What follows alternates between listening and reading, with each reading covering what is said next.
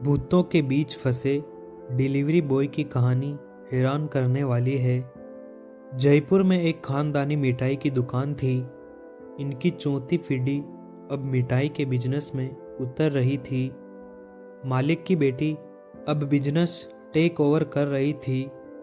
Owner की बेटी ने अपने पिता और दादा से कहा कि हम अपनी दुकान को ऑनलाइन करते हैं, साथ ही डिलीवरी बॉय भी बहाल करते हैं।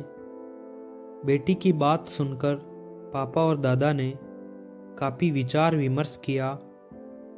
आखिरकार वो मान गए। यह आइडिया बहुत ही अच्छे से चल पड़ा। उन्हें दुकान में हर दिन डिलीवरी के लिए 30-40 ऑर्डर मिलने लगे। एक दिन उनकी दुकान पर 25 किलो लड्डू का ऑर्डर आया। शर्त ये थी कि डिलीवरी रात के 2:30 बजे होनी चाहिए। दुकान के मैनेजर ने कहा कि 5 किमी से दूर नाइट डिलीवरी के लिए एक्स्ट्रा चार्जर्स लगते हैं, साथ ही आपको पहले ऑनलाइन पैसे जमा करने होंगे, तभी यहाँ से ऑर्डर निकलेगा। यह सुनकर ऑर्डर देने वाले ने बात मान ली और बिल के अनुसार पैसे जमा कर दिए। 25 किलो लड्डू का ऑर्डर पैक हो गया। डिलीवरी बॉय सोहन लाल को यह ड्यूटी मिली।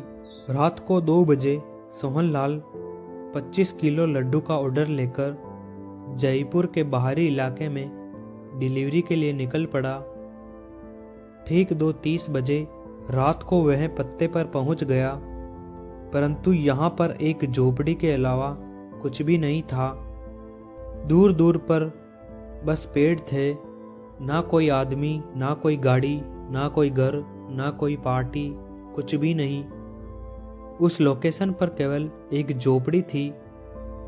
सोहन लाल अपनी बाइक लगाकर लोकेशन पर खड़ा हो गया। झोपड़ी की ओर देखने लगा तो पाया कि उस झोपड़ी पर दरवाजा तक नहीं था। झोपड़ी के दरवाजे की जगह बोरे की चादर लटक रही थी। तभी उस बोरे की चादर को हटाकर एक लंबा चौड़ा आदमी बाहर निकला।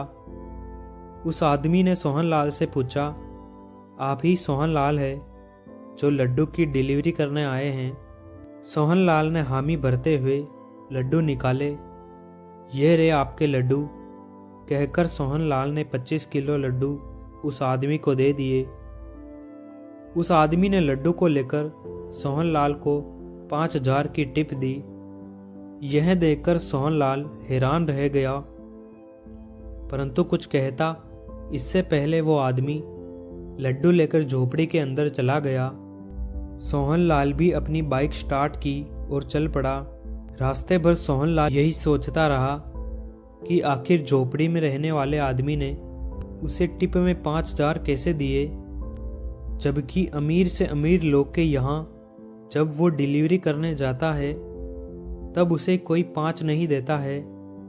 फिर उसके मन में ये विचार भी आने लगे कि ये झोपड़ी में रहने वाला आदमी 25 किलो लड्डू का करेगा क्या? आखिर इतनी देर रात को 2:30 बजे ही क्यों डिलीवरी मांगी? ये सब बातें उसके मन में चल रही थी, लेकिन उसे इस बात की खुशी भी थी कि उसे टिप में 5000 मिले। खुशी खुशी वह अपने घर चला गया। अगले दिन फिर से 25 किलो लड्डू का ऑर्डर उसी आदमी ने उसी पत्ते पर दिया।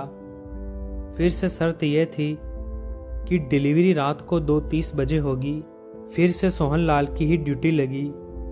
रात के 2:30 बजे सोहन लाल फिर से 25 किलो लड्डू अपनी बाइक पर बांधे उस झोपड़ी के पास पहुंच गया।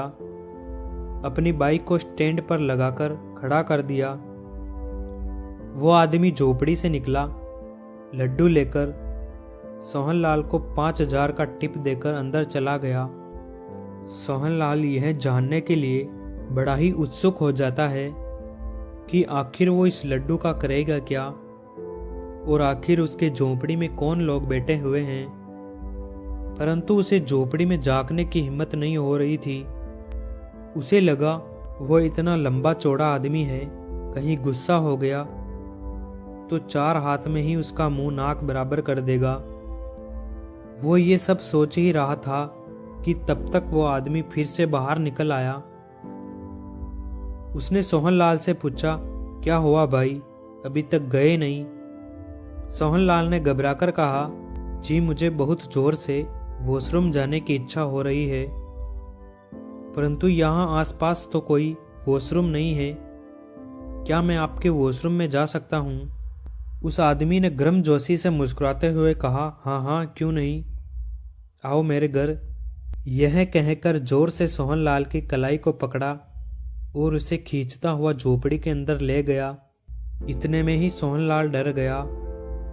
उसे तो अंदाजा ही नहीं था कि अभी वो कितनी आत्माओं से मिलने वाला है। जैसे ही झोपड़ी के अंदर पहुंचा, उसकी आंखें फटी की फटी रह गई। वो देखता है कि वहां एक आलीशान पार्टी चल रही है जिसमें हजारों लोग बैठकर खा रहे हैं, परंतु वो सारे लोग जख्मी हैं। किसी का सर फटा है, किसी को गोली लगी है, किसी के मुंह से झाग गिर रहा है, कोई जला हुआ है, कुछ तो बहुत ही विभत्स स्थिति में है, परंतु कोई उसे नहीं देख रहा है। सब अपना भोजन कर रहे हैं। सोहनलाल का हाथ पकड़कर वो आदमी 40-50 कदम चल चुका था। पसीने से लथपथ सोहनलाल की सांसें डर से चढ़ जा रही थी। सीढ़ियां चढ़कर वो आदमी सोहनलाल से कहता है, ये रहा आपका वॉशरूम, और वहां से चला जाता है। सोहनलाल जल्दी से दरवाजा बंद कर लेता है। उसके चेहरे की हवाइयां उड़ जाती है।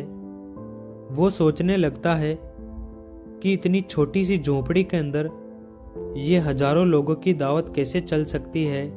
क्या भूतों के बीच फंस गया हूँ? इतने मर्द लोग बैठकर यहाँ भोजन कर रहे हैं, मैं यहाँ से आखिर कैसे भागूं? डर के मारे पसीने से भरा हुआ सोहनलाल ने सोचा कि मैं वॉशरूम का दरवाजा खोलूंगा और सीधा दौड़ना शुरू कर दूंगा। ना दाएं देखूंगा ना बाएं देखूंगा। हिम्मत जमाकर भगवान का नाम लेकर सोहनलाल दरवाजा खोलकर दौड़ना शुरू कर देता है। 2 कदम दौड़कर वो सीधा अपने बाइक से टकरा जाता है। अब उसे अंधेरी सन्नाटेदार रात में वहां कोई झोपड़ी भी नहीं थी। सोहनलाल जैसे तैसे अपनी बाइक को स्टार्ट करता है और भागता है। वो सही सलामत घर तो पहुंच जाता है, परंतु डर के मारे बीमार हो जाता है। बाद में वह उस नौकरी को भी छोड़ देता है। इस कहानी से हमें यह सीख मिलती है कि हमें कभी भी रिस्क लेकर काम नहीं करना चाहिए, क्योंकि हमारा परिवार हमारा इंतजार करता है और हमसे बहुत उम्मीदें लगाए बैठे हैं। इसलिए सतर्क रहें, सुरक्षित रहें। धन्यवाद।